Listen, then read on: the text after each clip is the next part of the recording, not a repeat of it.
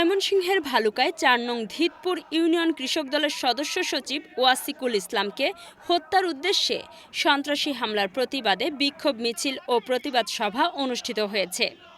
সোমবার বিকেলে উপজেলা ও পৌর কৃষক দলের নেতৃত্বে একটি বিক্ষোভ মিছিল বের হয়ে ঢাকা ময়মনসিংহ মহাসড়ক প্রদক্ষিণ শেষে এক প্রতিবাদ সভায় মিলিত হয়।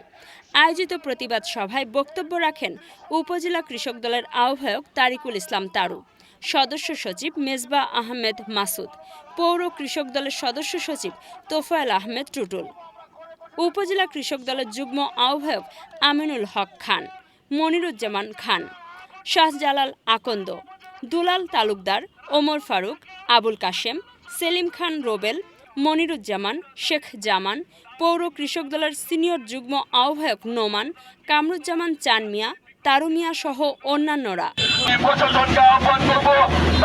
হৃদয় আহমেদের তথ্য চিত্রে কাজী সাইমা, চ্যানেল 21, ভালুকা, ময়মনসিংহ।